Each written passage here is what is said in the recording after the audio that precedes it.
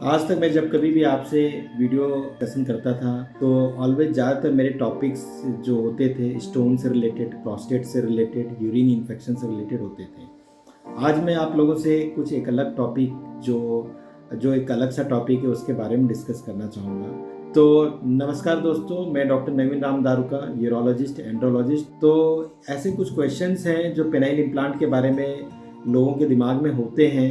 तो उस क्वेश्चंस को मैंने सबसे पहले एक जगह लिख के रखा है। तो सबसे पहला क्वेश्चंस है जो लोगों के माइंड में होता है, उन्हें पेनाइल इम्प्लांट सर्जरी की ज़रूरत कब होती है। Penile implant surgery basically erectile dysfunction के पेशेंटों को कराना चाहिए जिनके लिंग में तनाव नहीं आता, दवाइयाँ ले चुके हैं, बहुत तरह की दवाइयाँ ले चुके हैं, आयुर्वेदा ट्रीटमेंट करा चुके हैं, होम्योपैथी ट्रीटमेंट करा चुके हैं, एलोपैथी में टैडालाफिल, वार्डेनाफिल और भी जितने भी मेडिसिन है वो ले चुके हैं, लेकिन फिर भी वो ठीक नहीं हो रहे हैं। उनका इरेक्टाइल डिस्फंक्शन की प्रॉब्लम कंसिस्टेंटली बनी है। ऐसे पेशेंट जहाँ पे सेक्सुअल लाइफ बहुत ज़्यादा ख़राब हो चुकी है बिकॉज ऑफ इरेक्टाइल डिस्फंक्शन, उनके फैमिली लाइफ ख़राब हो चुकी है, जहाँ पे उनके पेशेंट कभी कभी पेशेंटों में बिकॉज ऑफ इरेक्टाइल डिस्फंक्शन उनकी शादियाँ, उनकी मैरिज लाइफ ख़राब हो जाती है, उनके डिवोर्स तक की बात आ जाती है। तो ये ऐसे एक्सट्रीम कंडीशंस हैं जहाँ पे पेनाइल इम्प्लांट एक उनके लिए एक वरदान साबित हो सकता है, जिसे हम लोग अपने पेशेंटों को एडवाइस करते हैं। अगला क्वेश्चन जो लोग पूछते हैं कि ये बेटर ऑप्शन क्यों है। तो पेनाइल इम्प्लांट बेटर ऑप्शन उन लोगों के लिए है जिन लोगों में दवाइयाँ काम नहीं करती है, कि उनके पास मैं ये बोलूँगा ये बेटर एंड लास्ट ऑप्शन है। बेटर ऑप्शन इसलिए है क्योंकि ये इम्प्लांट सर्जरी अगर अच्छी तरह से की जाए तो 100% सक्सेसफुल है।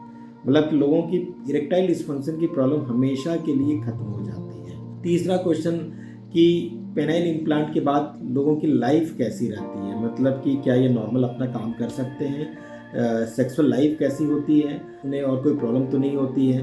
तो मैं ये बताना चाहूँगा कि पेनाइल इम्प्लांट के बाद आप नॉर्मल लाइफ जी सकते हैं, नॉर्मल सेक्सुअल लाइफ होती है, इनफैक्ट बेटर सेक्सुअल लाइफ होती है। आपको जनरली सर्जरी, हम जब कभी ऐसे पेशेंटों की सर्जरी करते हैं 2 से 3 दिन में उन्हें छुट्टी कर देते हैं, डिस्चार्ज कर देते हैं। फिर उन्हें बीच बीच में हमें उनके स्टिचेस को निकालने के लिए, ड्रेसिंग करने के लिए बीच बीच में उन्हें बुलाना पड़ता है, और उसके बाद 2 से 3 हफ्ते के बाद वो नॉर्मल सेक्सुअल लाइफ जी सकते हैं। इम्प्लांट के बाद उन्हें कोई ज़्यादातर समय में इम्प्लांट की सर्जरी के बाद पेशेंटों को माइल्ड डिस्कम्फर्ट कुछ दिनों के लिए रहता है। ये डिस्कम्फर्ट भी सेम है जो लोगों को नॉर्मल सर्जरी के बाद होती है, और कुछ समय के बाद ये डिस्कम्फर्ट पूरी तरह से ख़त्म भी हो जाता है, और उसके बाद जो उन्हें सेंसेशन, जो थोड़ा बहुत एबनॉर्मल सेंसेशन शुरू में महसूस होता है, वो 2-3 हफ्ते में वो भी खत्म हो जाता है और वो नॉर्मल सेक्सुअल लाइफ जी सकते हैं। अगला क्वेश्चन है कि क्या ये हार्डनेस जो इम्प्लांट सर्जरी के बाद ये कैसी होती है। तो मैं इस वीडियो के माध्यम से बताना चाहूँगा पेनाइल इम्प्लांट सर्जरी के बाद हार्डनेस, तो इसमें हार्डनेस का दो हिस्सा होता है। हम ये बोल सकते हैं, एक hardness because of the implant जो हम इसे यूज कर रहे हैं। मान लीजिए ये पेनाइल इम्प्लांट है,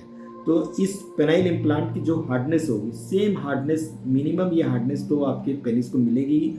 इसके अलावा अगर पेशेंट को पहले से कोई भी नेचुरल इरेक्शन होता था तो वो भी इरेक्शन एड ऑन होके पेशेंट को इरेक्शन होता है, मतलब कि हार्डनेस उनकी ऑलवेज ज़्यादा होती है। जो थोड़ी हार्डनेस उन्हें पहले से थी वो भी उनकी एग्जिस्ट करती है, ऐसा नहीं कि वो हार्डनेस उनकी खत्म हो जाती है। तो ऐसे पेशेंटों की हार्डनेस अच्छी खासी मेंटेन हो जाती है, जिसके कारण से वो नॉर्मल सेक्सुअल लाइफ जी सकते हैं। इसके अलावा उनकी गर्थ में भी इंक्रीजमेंट हो जाता है। जनरली अगर पेनाइल गर्थ जो पहले जो जैसा था, बिकॉज ऑफ द इम्प्लांट इनगॉर्जमेंट और गर्थ वो भी काफ़ी थोड़ा मोटा हो जाता है, जिसके कारण से पेनिस भी गर्थ इंक्रीज होने के कारण सेक्सुअल लाइफ बेहतर जी सकती है। तो फ्रेंड्स, बस यही कि पेनाइल इम्प्लांट सर्जरी आपको हमेशा वैसे सेंटर में करानी चाहिए जहाँ पे एक्सपर्टीज सब समय रहे, साथ में वहाँ पे pre operative care, pre operative planning अच्छी तरह से हो, और जहाँ पे एक्सपीरियंस डॉक्टर हैं वैसे ही सेंटर में पेनाइल इम्प्लांट कराना चाहिए। Thank you.